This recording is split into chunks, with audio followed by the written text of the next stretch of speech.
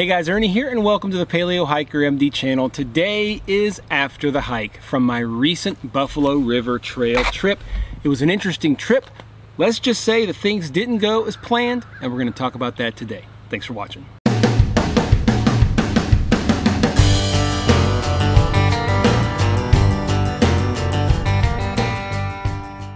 As with all my after the hike videos, we're going to go through several categories, starting with the hike details. Now, originally I was supposed to go for 3 days, 2 nights, and it was going to be about a 20.6 mile loop. This was going to combine 3 different trails, the Center Point Trail, the Buffalo River Trail, and the Chimney Rock Trail. I didn't realize that I was also going to be using the Old River Trail as well. Well, after some issues with river crossings, which we'll talk about in a little while, it ended up changing into a 1-night, 2-day adventure. I went just about 19 miles, and I ended up using 5 different trails. I started with the Center Point Trail, moved to the Old River Trail. From there, I went to the Slaty Place Trail, Buffalo River Trail, and the Chimney Rock Trail. Like I said, it was pretty difficult and I ran into some issues. That's why I ended up cutting it 1 night. We'll talk about that down below, but that's the general details of the hike. As far as location and weather, this was done around the Buffalo National River area. This was on the western side of the Buffalo National River near Ponca, Arkansas. If this camera's shaking, guys, I'm sorry. It's a weak little tripod. I can't stress to you guys enough how beautiful this area is. I highly recommend checking it out if you never have, especially if you live near here. Weather was somewhat challenging. I tracked the weather all from like a week, 2 weeks ahead of time. Don't do that. Just look a couple of days ahead. It went from like thunderstorms to sunny in the 30s. It ended up being basically the first day high of about 65. It got quite warm, absolute bluebird skies, no clouds at all. That night it got down to about probably 45 or 50.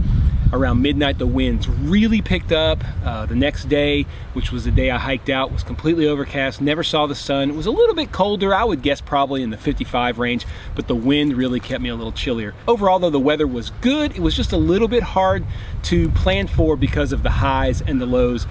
Deciding what to bring for sleep system and clothing can always be a little tricky. Now into one of the major things people want to know is gear performance. I had several new pieces of gear that I used on this trip.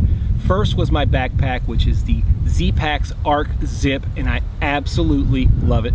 I'd taken it out on a couple of day hikes just to see how it rode. I don't think I'd ever really had a full weight. My base weight was about 10.5 pounds. Total weight was about 17 pounds. There is a video on the gear loadout. I'll leave a link down below if you're interested in everything that I brought. I bought this pack for a couple of reasons. First of all, it's super lightweight. That is what it is. Also because of the way that you can get into it and easily open it up like a suitcase basically. You zip the top and it flips open and you can easily grab anything in your bag. You don't have to be digging into the bottom. I don't think I'll ever even undo the top. It does have a rollout top. I'm not sure that I'll ever even use it. It is such an absolutely convenient way to pack a bag. I also really enjoyed the belt pouches. These are extra, but they came in super handy. They hold so much stuff. One of my belt pouches with all of my electronics, my extra battery pack, all my cables, all my batteries, all my SD cards fit in there. The other side I had snacks and my headlamp, and it worked super well, guys. Cannot recommend this backpack enough. Of course, this is trip number 1, but this is the first time I've gone on a backpacking trip that I can remember that I did not have any back pain whatsoever. Even getting to the car, my feet hurt, my legs hurt, my back didn't hurt. It's not cheap, but so far it's worth it. Another it's not cheap item is my new hammock tarp. This is the Hammock Gear Dyneema tarp, Cuban fiber tarp with doors. I don't remember exactly how much I paid for it, but this is the first time that I used it out on trail. Obviously very simple to set up. I used Dutchware stingers to attach it for the ridgeline, and I think it's Dutchware flies. I'm not sure. I'll put it down below for the tie outs as far as to tie it down. I also used the doors. I used some shock cord and some little mitten hooks that I modified so that I could keep my doors closed or open if I wanted to. All this stuff makes it super easy to put up.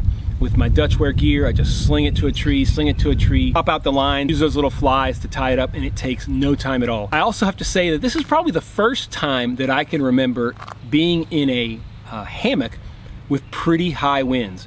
I went to bed and it was clear as day. It remained clear as far as the standpoint of the sky. I got up to pee about 2 in the morning and it was clear, but it was windy. I would say, looking back at the weather, it was probably 25 to 30 mile an hour gusts, pretty strong gusts. Didn't bother the tarp at all. I didn't lose any of my guy lines. Everything hung really tight.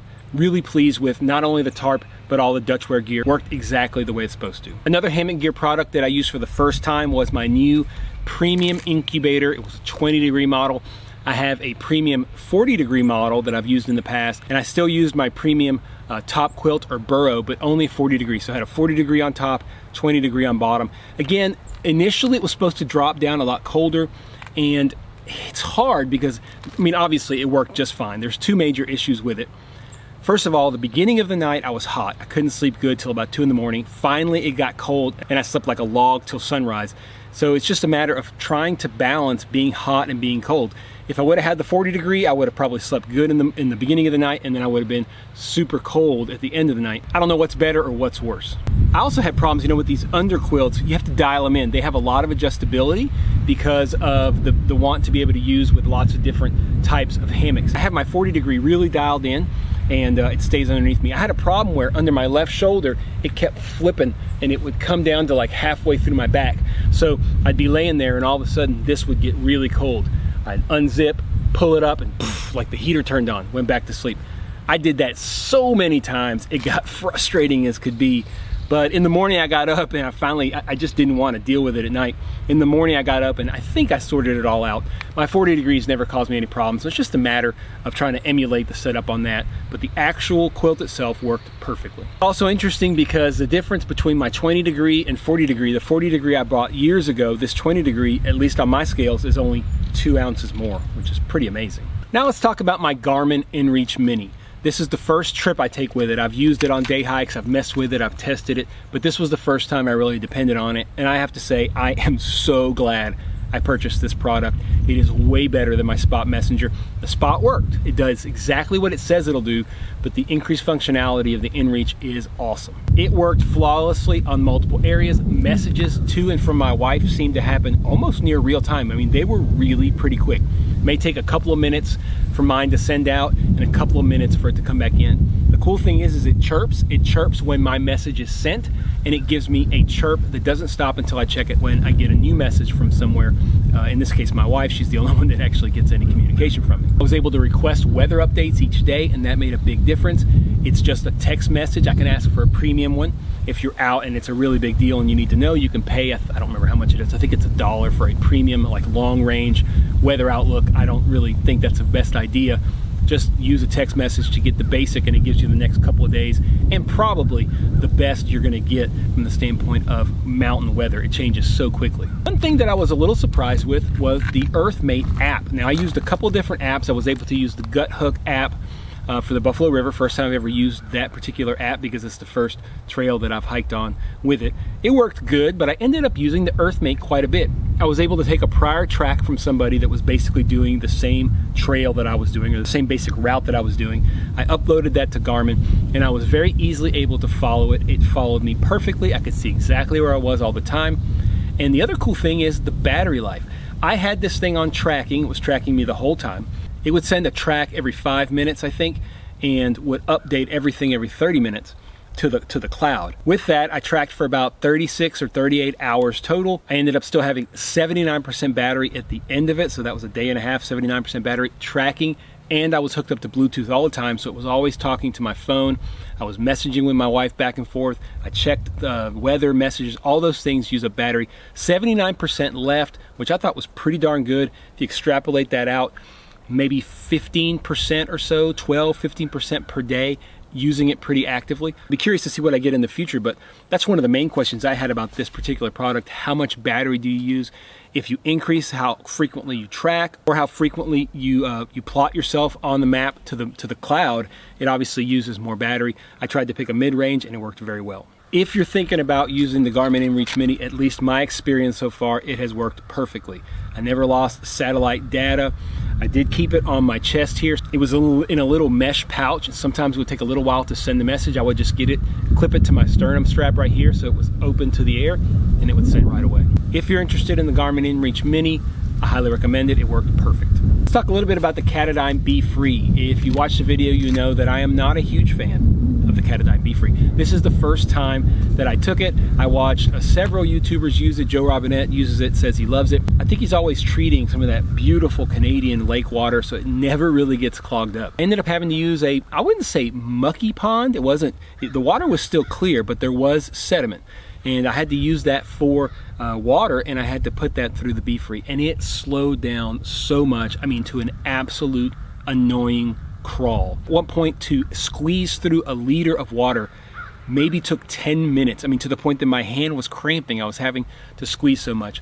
Now, when I was able to finally get to a stream and flush it out, it did get about 50% better, but it was nowhere near. When you first get it, you push it through there and it's like a freaking river flowing through, and you think this is gonna be awesome. Well, let me tell you, it clogs up. It doesn't go any faster than the Sawyer Squeeze. So basically what I'm saying is my search for a lightweight water filter that is not annoying to use continues. Lastly, on gear, I'll just throw a shout out again to Leukotape. If you guys have not used Leukotape, I have an entire video on Leukotape and how I apply it.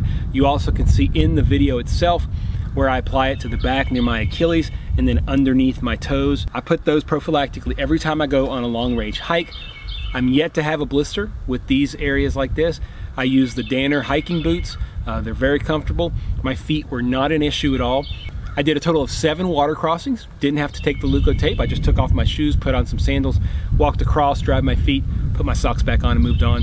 I did not take the Leukotape off until I got to the hotel the night after my trip. And it pulled off multiple hairs, which did not feel good. If you're struggling with foot care and blisters, check out Leukotape. Check out my video on it. You will not be sorry. I'll also point out as it's getting a little sunny here, when I got out of my car to hit the trail, in my trunk was a little hat, a sun hat from North Face. And I threw ultralight caution to the wind and I threw it in my pack, even though it weighed probably 2 or 3 ounces, maybe 4 ounces.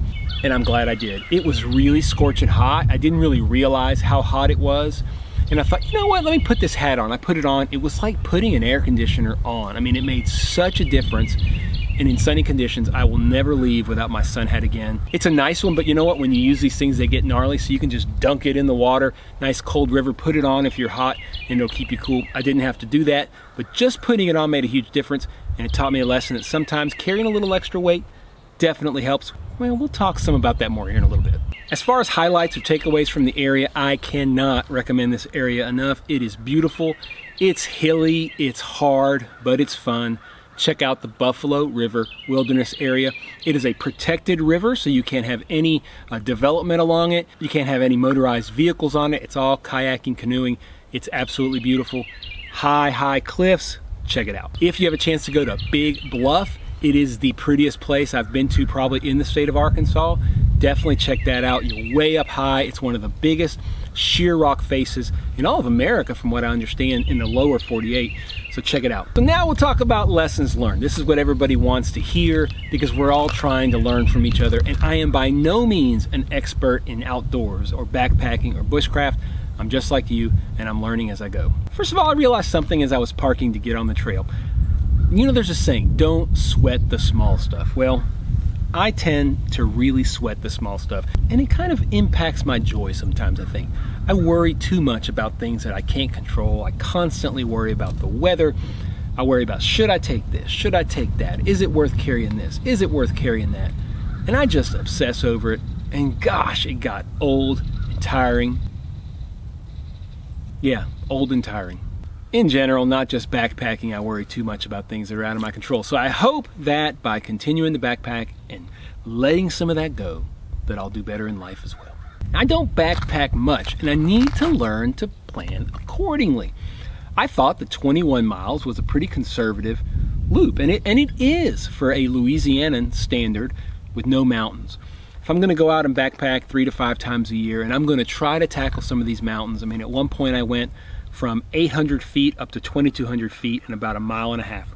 It kicked my rear end. I mean, it caused me to cut my trip short. I just couldn't even take it another night. I was so tired. Again, we'll talk about that here in a little bit, but I need to plan a little better. A lesson learned is to plan for my stamina in the mountains and plan for my abilities, because I think I kind of overdid it this time. I'm not used to the mountains. I don't live in the mountains. It is what it is, and if I'm gonna go to the mountains, I've got to plan smarter.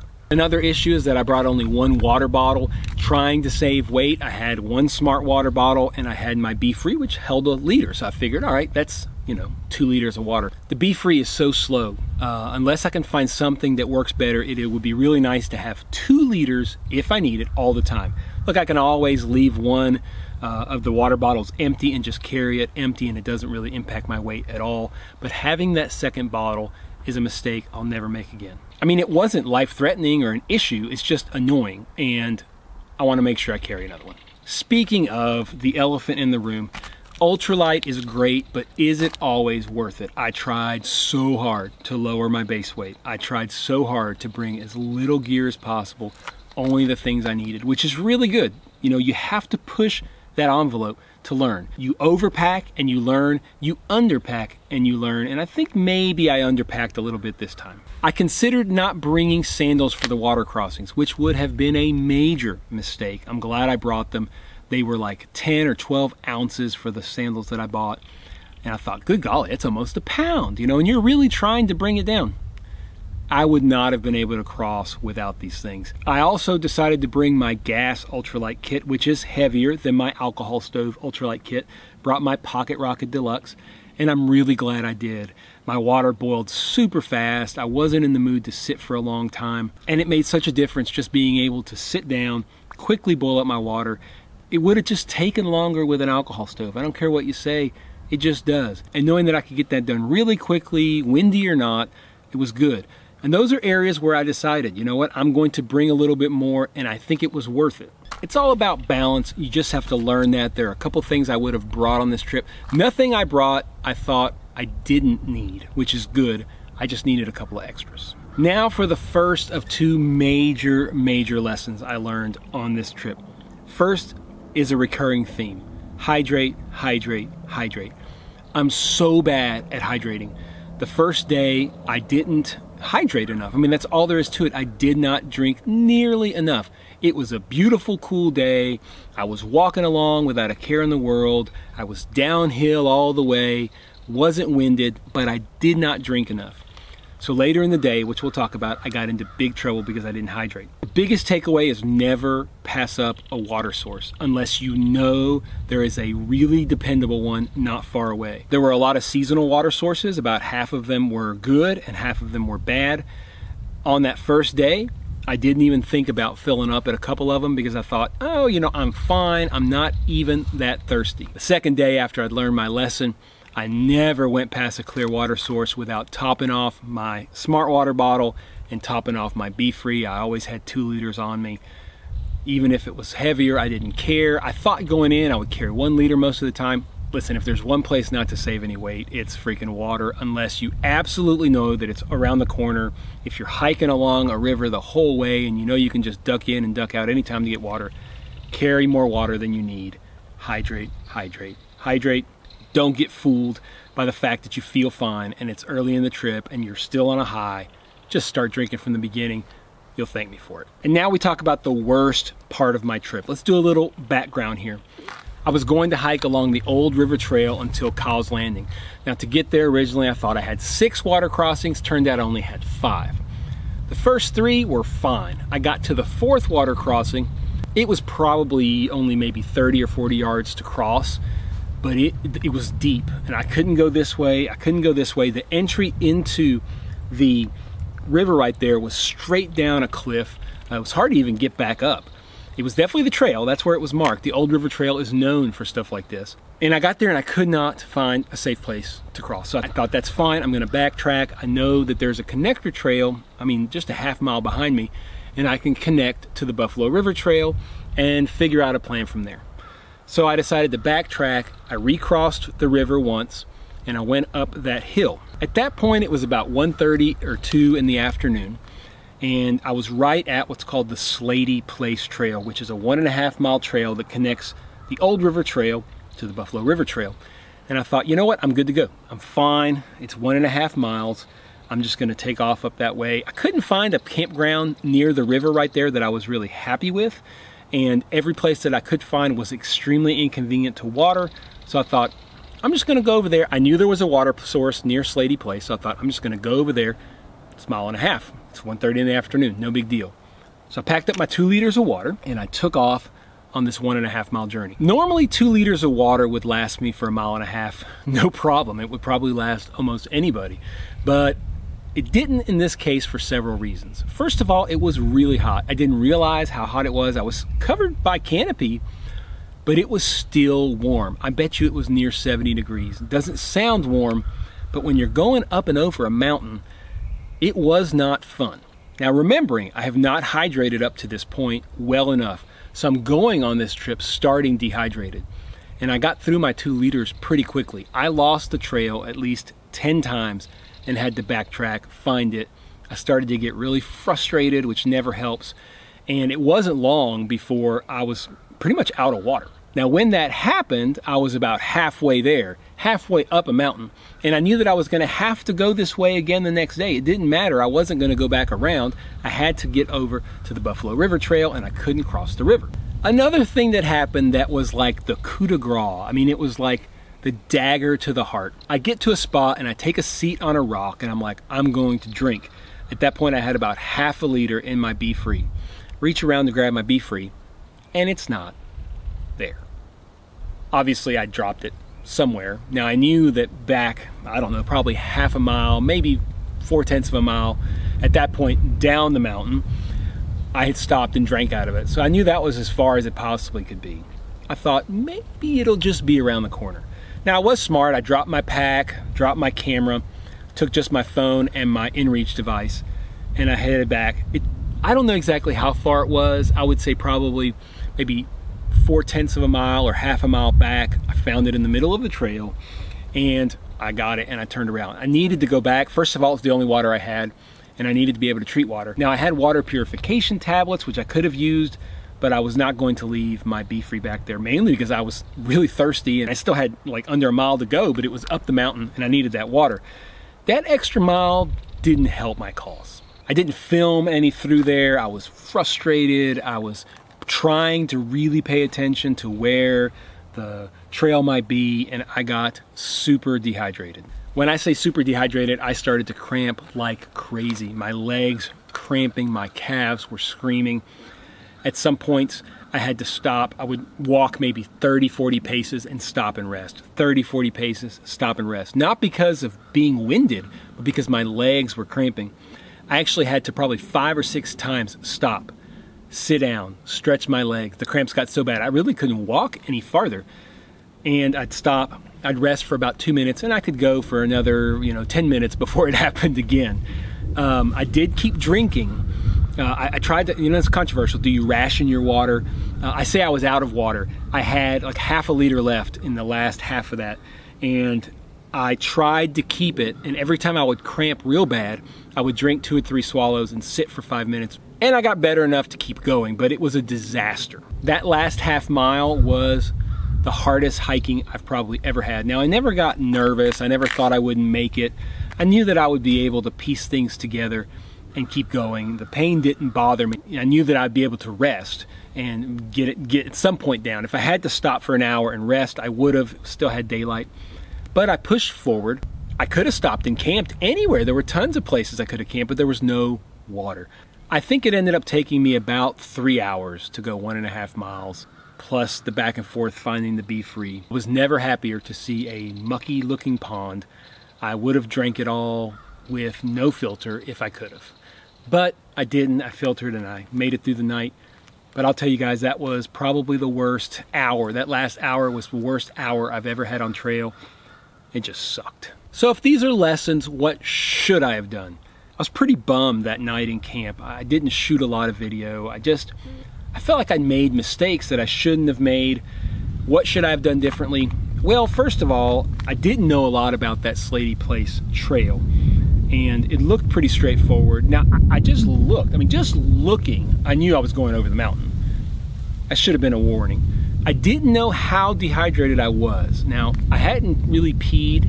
Of course, the retrospectoscope, as we say in medicine, looking back or retrospectively, is always 20/20. You know exactly what you did wrong. I should have, first of all, hydrated really well from the beginning.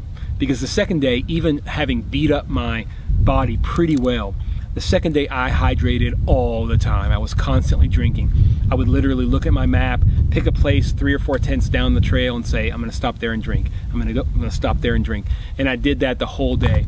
When I stopped for lunch the second day, I drank 2 liters of water during lunch and just drank. And even though I was really tired, I made it, you know, without a problem. If I would have done that from the beginning and forced myself to hydrate and make sure I was peeing, that would have been the first step to not having a crappy hike over that mountain. Second, what I should have done was stop trying to plan. Couldn't go where I wanted to go, so I made up a new plan and thought I'm gonna go this way. I'm gonna cross the river and I'm gonna camp right there for the night, and that's gonna leave me with just the Chimney Rock Trail the next day, and it's gonna work out perfect. So I was trying to push it to get to this new plan. I should have just camped right there next to the river, probably not even crossed the river again. For some reason, I knew it was gonna be cold the next day and I didn't wanna cross the river in the cold. I should have stayed on the other side of the river. There was an excellent place to camp. I could have camped right there, access to water, enjoyed my day. But instead, I kind of got ahead of myself and tried to plan the next day. So what if it was 2 in the afternoon or 1:30 or 2 in the afternoon? Just sit down and enjoy the day. You don't have to use every ounce of daylight to hike. I should have stayed right there. I should have stayed the night. The next day, I should have enjoyed my morning. I should have crossed. I would have had to do that terrible 1.5 miles anyway, but I think not dehydrated would have been a lot funner. I did cut my trip from 3 days and 2 nights down to 2 days and 1 night. Could I have continued? Sure. I mean, I could have continued, but I was just mentally checked out. I was so done. I was frustrated. I was tired, and I just didn't want to stay another night. I mean, it just, all I could think of was getting a hotel and taking a hot shower and sleeping in a bed. I ain't gonna lie, that's what I wanted to do, and that's what I did, and I made the right decision for me. Some of y'all might have done differently. That's what I did, and I am glad I did. So have you guys had similar experience or worse experiences? Leave them down below. I think it's great. I hope you guys see the transparency and the realness of this channel. I'm not an expert. I went out there with a plan, and my plan just was shot to hell, and I really struggled, and I left a day early, and I'm fine with it. You know, ultimately I had a good time. Aside from that 1 hour, I had a wonderful time, and I learned things I wouldn't have learned if I hadn't experienced them. You can read everything in books, you can do all kinds of watching on YouTube, but until you go out there and you make some mistakes and you make some good decisions, you really won't know what to do, good or bad. So you just have to get out there and experience it. I was texting with my wife that night. I was actually up pretty high, and I turned my cell phone on, and I had LTE signal, which was great. So called my wife and texted with her a little bit. I told her, you know, I just felt stupid. And, you know, she's so encouraging. She said, look, you are learning things for the next time you go out, and you won't make these mistakes again. Did I make mistakes? Yeah, I made mistakes in hydration. I don't think I made any mistakes in navigation. I was never lost. I just cramped, and it was horrible. So yeah, I should have hydrated better, but other than that, I learned, and I won't let that happen again. I mean, I've talked a lot about that I'm not a good hydrator, but this really showed me that I'm not a good hydrator, and I'm not gonna let that happen again. With reflection, I realized I didn't give up. I didn't lose my cool. I didn't get upset. I never got nervous. I just said, you know, if I keep putting one foot in front of the other, I am going to get there eventually.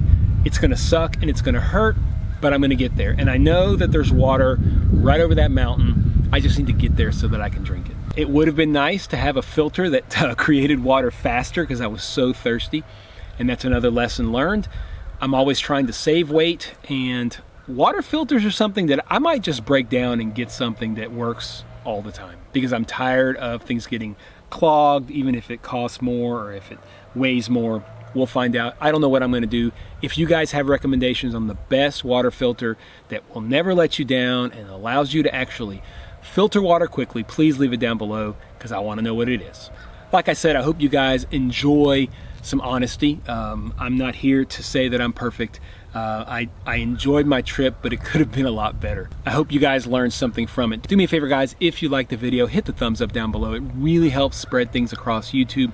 If you want to make sure you don't miss any videos, hit the subscription button. And if you want to be absolutely sure you don't miss any videos, hit that ding dong bell, and you will be notified when I let out any new videos. I appreciate you guys checking out the channel. It's growing. I'm still out here. I'm sitting along the Buffalo River here at Tyler Bend State Park, a beautiful state park here in Arkansas. I'm going to take it easy, do a little bit of day hiking around here today, and head up to Conway, Arkansas for the night before heading out tomorrow. As always, guys, appreciate you checking out the Paleo Hiker MD channel. Stay tuned for more videos soon.